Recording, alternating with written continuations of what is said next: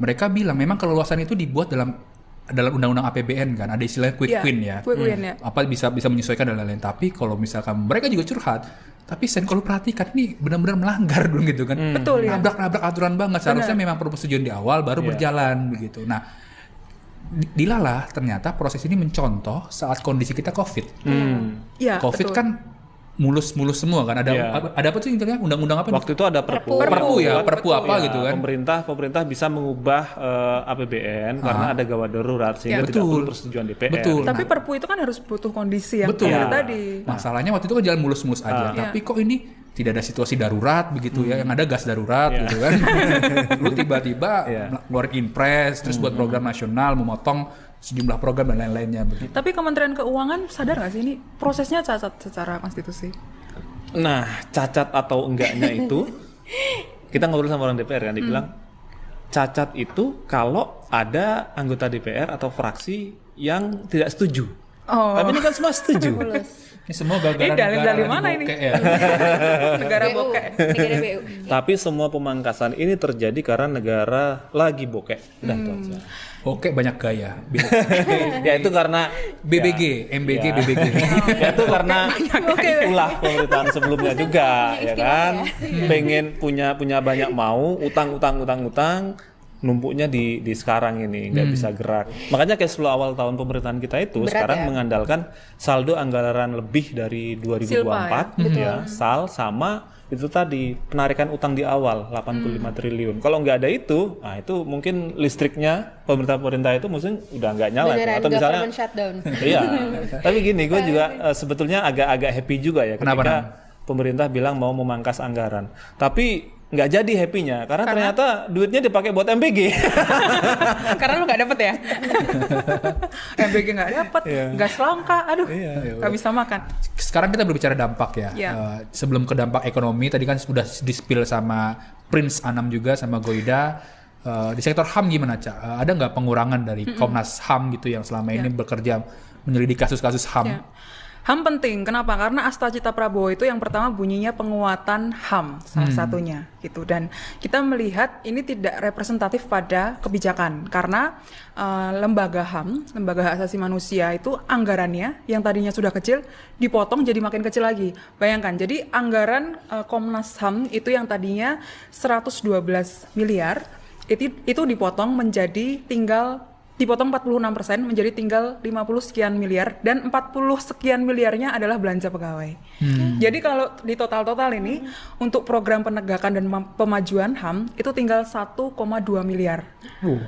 Untuk dibagi ke 6 kantor wilayah HAM di seluruh Indonesia, dan untuk menyelidiki kasus-kasus HAM berat masa lalu, untuk mendata korban-korban pelanggaran HAM, untuk menyelidiki kasus-kasus pelanggaran-pelanggaran HAM di seluruh Indonesia tuh.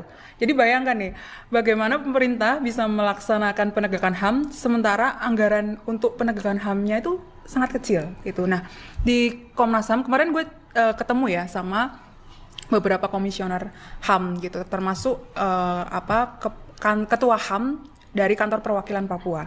Mereka sedang rapat di Bogor untuk membahas soal anggaran ini gitu, dan mereka melihat pemotongan anggaran ini yang menjadi yang terparah sepanjang lembaga mereka berdiri. Gitu. Kenapa? Karena mereka menjadi tidak punya fleksibilitas untuk melakukan pemantauan terhadap penegakan HAM, juga melakukan itu tadi penyelidikan HAM. Ada 2 kasus besar yang sedang diselidiki Komnas HAM kan. Sebelumnya ada kasus Munir dan ada Bumi Flora. Gitu. Nah, kasus ini seharusnya ditargetkan selesai secepatnya. Mungkin mungkin tahun ini sudah selesai gitu. Tapi dengan efisiensi anggaran itu penyelidikan kasus itu, pemanggilan. Selamat datang lagi di channel ini. Salam inspirasi, salam NKRI harga mati. Ya, baru saja kita mendengarkan penyampaian dari Bocor Alus Tempo. Tentu ya ini masalah pemangkasan anggaran yang dilakukan beberapa hari terakhir ini. Tentu untuk meminimalisir ya, untuk memaksimalkan atau menghemat ya keuangan APBN kita, teman-teman. Nah, tentu dari segi memangkas ini banyak dampak yang bakal kena imbasnya. Banyak program yang kena imbasnya. banyak proyek yang kena imbasnya, ya macam-macam ya, macam-macam banyak yang kena imbasnya. Dan terlebih memang dalam pidato Pak Presiden kita ya, Pak Prabowo Subianto, ya, beliau mengatakan bahwa saya memotong anggaran ini itu, saya memangkas, saya menghemat gitu ya, saya menghemat untuk memberi makan anak-anak, untuk memberi makan bergizi buat anak-anak bangsa. Ada yang melawan saya, katanya gitu ya, merasa jadi raja kecil, merasa jadi kebal hukum ya. Itu ada tuh dikatakan Pak Prabowo pada di pidato acara MU tuh kalau nggak salah ya. Oke, tetapi memang hal inilah yang menjadi pro dan kontra sebetulnya, bagaimana memang situasi yang kita bisa sebut APBN kita memang sedang tidak baik-baik saja. Tapi apakah memang anggaran ini dipangkas sini, pangkas situ, katanya untuk menghemat, tetapi dimasukkan dalam program makan bergizi gratis, karena katanya program makan bergizi gratis ini lebih langsung dirasakan masyarakat ya, dirasakan masyarakat. Tapi banyak juga sebetulnya yang tidak merasakan itu, dan saat ini itu baru terjadi di kota-kota besar sana gitu ya.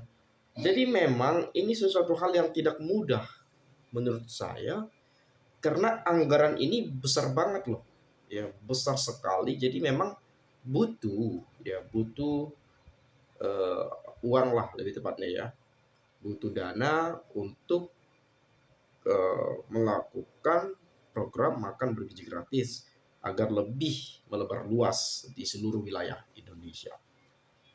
Nah, tapi ada pemangkasan-pemangkasan di sini, di situ, dan lain-lain. Dan bahkan konon yang saya dengar IKN, ya, proyeknya Pak Jokowi, itu sudah diblokir kayaknya ya, anggarannya ya. Anggaran pembangunan IKN itu sudah diblokir sih kayaknya. Ini bakal banyak yang kena imbasnya. Nah, jadi apapun nanti yang terjadi ke depan, sebetulnya kita berharap agar semua baik-baik saja. Nah, kalau kita melihat bagaimana memang anggaran-anggaran di pemerintahan sebelumnya itu banyak yang bocor, gitu ya. Anggaran besar-besaran, ya, makanya banyak pelaku kejahatan, banyak tuh yang korupsi itu, ya. Jadi mungkin itulah tujuan dari Pak Presiden ya, agar tidak ada lagi kejahatan-kejahatan. Tidak ada oknum atau orang-orang yang mengambil kesempatan untuk menguntungkan dirinya sendiri. Ya mungkin kurang lebih seperti itu ya. Nah, bila mana saya melihat ada penyampaian dari teman kita misalnya dari Gembel Jaya. Nah, banyak diangkat jadi pejabat negara, tapi tidak disuruh kerja, jadinya ia tidur semua. Kalau Pak Presiden Prabowo tidak jujur untuk rakyatnya, maka akan mendapat akibatnya. Kebanyakan untuk menggaji kabinet gebuk dan staf sus kepresidenan segajah abu. Nah ini dia, ini yang menjadi problemnya teman-teman. Ini yang menjadi pertanyaan kita. Kenapa anggaran ini itu dipangkas? Apakah sudah dilakukan penghematan dalam kabinet merah putih? Katanya Pak Presiden Prabowo ingin menghemat, tetapi beberapa hari terakhir ini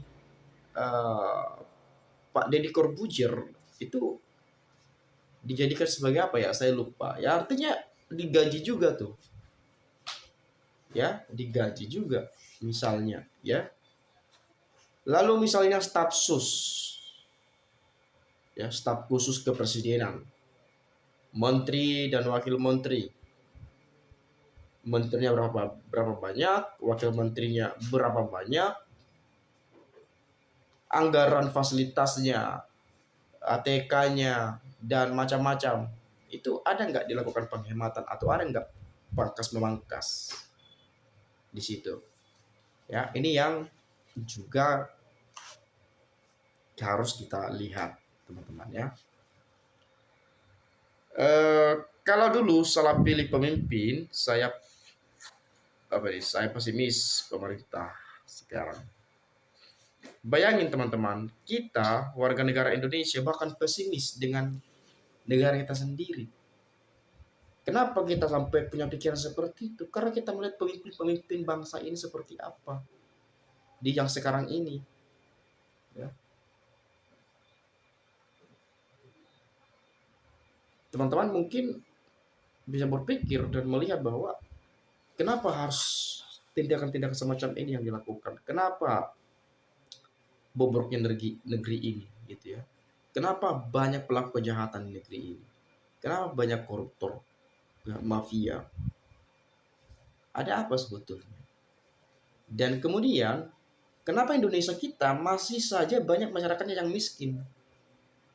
Banyak masyarakat yang miskin. PHK di mana-mana misalnya. Pengangguran merajalela, kelaparan, dan seterusnya.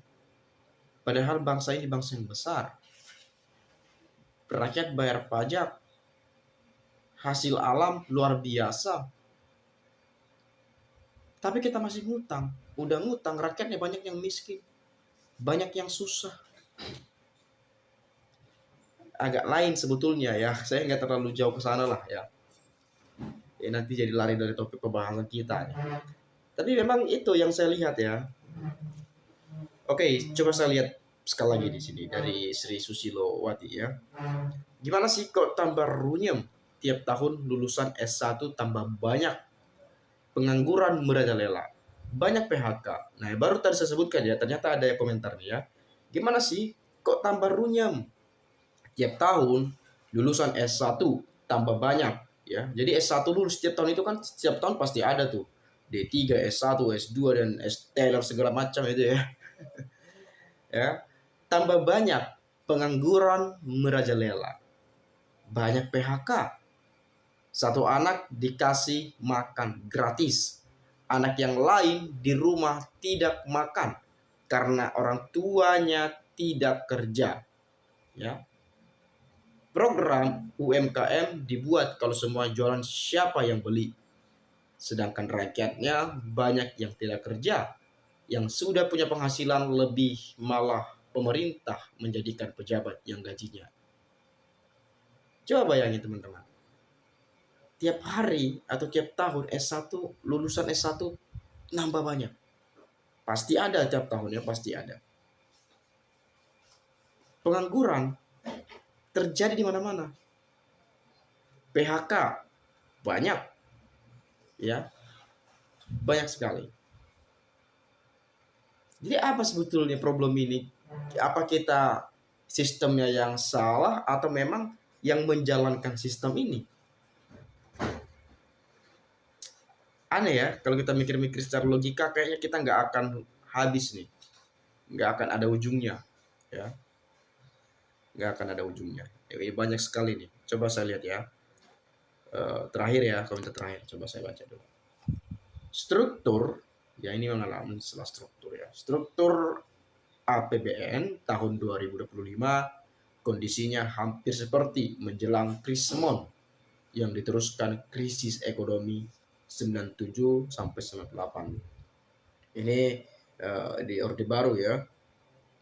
Di mana kurs dolar naik terus, penerimaan negara menurun atau stagnan, sementara pengeluaran APBN naik drastis karena hutang banyak yang jatuh tempo. 80 tahun merdeka harusnya minim entaskan kemiskinan. Rakyat tuh nggak butuh muluk-muluk, murah pangan, sekolah, kebutuhan hidup sehari-hari, kesehatan, gampang cari uang. 80 tahun kok tetap aja ratusan juta rakyat hidup di bawah garis kemiskinan. 80 tahun waktu yang cukup panjang. Kalau serius urus rakyat sudah dululah gak ada kemiskinan. Nyatanya negara-negara maju belum lama merdeka rakyatnya sudah aman tentram. hidup adil makmur, tinggal penguasa pejabatnya serius urus rakyat, atau hura-hura berlomba-lomba jadi koruptor, ya, amoral, gak beradab, ya. Balas gitu jawabnya, nggak bisa dibantah. Saya nggak terlalu meneruskan teman-teman ya. Ini memang saya juga kalau berpikir kok bisa seperti ini gitu ya. Ya kita kan selaku anak muda yang memang sebetulnya tidak mengalami ya di tahun-tahun 90-an, 80-an, 70-an dan seterusnya. Tapi kalau kita bisa berpikir kok ini udah lama loh merdekanya gitu ya. Tapi kok bisa kayak gini banget gitu ya. Apa sebetulnya yang salah di sini? Orang-orangnya kah, sistemnya kah, atau apa sebetulnya ya? Saya sebetulnya nggak bisa jawab ini, tapi pertanyaan ini terus muncul di pikiran saya kalau saya baca-baca komentar-komentar seperti ini. Kadang-kadang kita pas selesai baca misalnya, kita mikir, nah iya ya kok bisa gini ya? Jadi muncul sendiri pertanyaan itu. Teman-teman mungkin bisa jawab, bolehlah silakan sampaikan di komentar ini ya. Itu saja mungkin, terima kasih. Salam NKRI harga mati.